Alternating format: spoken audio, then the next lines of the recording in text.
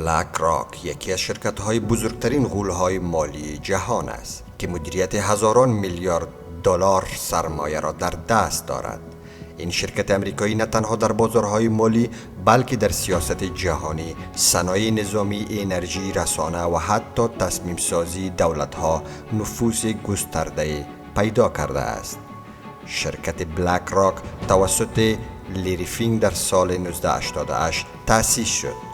در ابتدا یک شرکت مدیریت دارایی بود، اما با مرور زمان به یک ابرقدرت مالی تبدیل شد. امروز سهام عمده بسیاری از شرکت‌های مهم جهان از جمله بانک‌ها، رسانه‌ها، شرکت‌های نفتی، فناوری و صنایع تسلیحاتی در اختیار این غول سرمایه‌گذاری است و از طرف هم این تمرکز عظیم سرمایه عملاً نوع دولت پنهان اقتصادی ایجاد کرده است. یکی از مهمترین محورهای انتقاد علیه بلک راک سرمایه گذاری گسترده آن در صنایع تسلیحاتی و جنگی است، مانند شرکت‌هایی که از بزرگترین تولید کنندگان سلاح، موشک، هواپیماهای جنگی و فناوری‌های نظامی در جهان محسوب می‌شوند. هنگامی که جنگ در جهان رخ می‌دهد، ارزش سهام این صنایع افزایش پیدا می‌کند و در نتیجه شرکت‌های مانند بلک راک نیز سودهای کلان به دست می‌آورد. جنگ روسیه و اوکراین نمونه ای است که بارها در تحلیل های سیاسی به آن اشاره شده است. پس از آغاز جنگ روسیه و اوکراین سهام بسیاری از شرکت های نظامی امریکا رشد کرد. برخی تحلیلگران معتقدند ساختار اقتصاد جنگی در امریکا باعث شده سرمایه‌گذاران بزرگ از ادامه درگیری ها منافع اقتصادی داشته باشند. در خاورمیانه نیز نام بلک راک بارها در تحلیل های سیاسی مطرح شده است. جنگ‌های طولانی در افغانستان و عراق و بحران‌های منطقه‌ای باعث رونق صنایع تسلیحاتی غرب شد. شبکه‌ای که از بانک‌ها، سرمایه‌گذاران و شرکت‌های نظامی از بی‌ثباتی جهان سود می‌برد. در این نگاه بلک راک بخشی از همین ساختار است. ساختاری که جنگ را نه صرفاً یک بحران انسانی بلکه یک فرصت اقتصادی می‌بیند.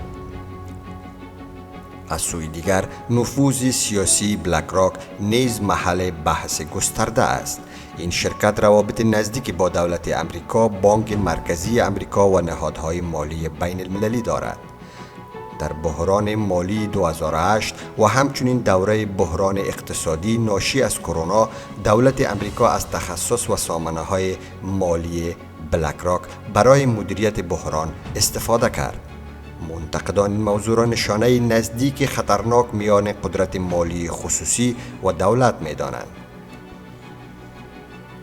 وقتی در غزه موشک شلیک می شود، وقتی که به ایران حمله صورت می گیرد، وقتی نفت خاورمیانه شعله‌ور می شود، وقتی افغانستان سقوط می کند، اینجاست که برخی فقط جنگ می بینند، اما در وال استریت بعضی‌ها سود می بینند. این شرکت در سهام صدها غول اقتصادی حضور دارد. مایکروسافت و اپل و هزاران شرکت دیگر که حتی از حساب خارج می شود. یعنی هر جا پولی بزرگ باشد رد پای بلک راک دیده می شود. بلک راک با 3 چیز غول شد: مدیریت ریسک مالی، خرید شرکت های بزرگ سرمایه گذاری، فروش اسلحه در سراسر جهان و سرمایه گذاری عظیم در بخش شرکت های تسلیحاتی. این شرکت های تسلیحاتی سلاح را به کشورهای مختلف می‌فروشند، مخصوصاً به عربستان سعودی، امارات متحده، اسرائیل، اوکراین و قطر. خوب وقتی فروش اسلحه بالا می رود، ارزش سهام این شرکت ها هم رشد می کند و سرمایه گذاران بزرگ مثل بلک راک به صورت غیر مستقیم سود می برند. نکته جالب این که سرمایه این شرکت دقیقاً در زمان جنگ های افغانستان از سقوط نجیب الله تا به قدرت رسیدن امارات اسلامی نیز میلیاردها دلار سود کرده است. افغانستان فقط میدان جنگ نبود، این کشور در موقعیت قرار دارد که به آسیای مرکزی، چین، ایران و پاکستان وصل می شود. همچنین برخی گزارش‌ها از منابع عظیم معدنی افغانستان سخن گفتند. از لیتیوم گرفته تا فلزات نادر، وقتی امریکا وارد افغانستان شد، تمام مصارف در هر عرصه به خصوص تسلیحات و تجارت به نام بازسازی تعلق به همین شرکت داشت. حتی بادیگاردهای رهبران بلند رتبه هم توسط همین شرکت صورت می گرفت. در مقابل سود و دید عمیق آنها به منابع معدنی افغانستان و استفاده اسلحه‌های مدر در خاک این کشور بود. و همچنان کنترل منطقه، مهار نفوذ چین، دسترسی استراتژیک، آینده منابع معدنی.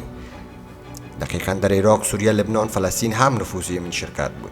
جهان امروز طوری ساخته شده که از بحران سود تولید می کند. وقتی جنگ آغاز می شود، فروش سلاح، افزایش قیمت انرژی، بازسازی پس از نابودی و جالب اینجاست شرکت های سرمایه گذاری بزرگ معمولاً در هر سه بخش سهم دارند. وقتی جنگ آغاز می شود، شرکت های تسلیحاتی سود می کنند، قیمت نفت بالا می رود، بازارهای مالی دچار ترس می شوند، سرمایه به سمت شرکت های بزرگ می رود. سیستم سرمایه‌داری جهان یاد گرفته حتی بعد از بحران‌ها هم پول بسازند. خب جنگ می افروزند، کشورها را کاملا نابود می کنند، بعدا قراردادها را به نام بازسازی در جریان میگذارند. و اینجاست که حقوق بشر، سازمان ملل و دیگر انجوها وارد میدان می شود. جای جنگ می تواند برای برخی بازیگران مالی سود آور باشد.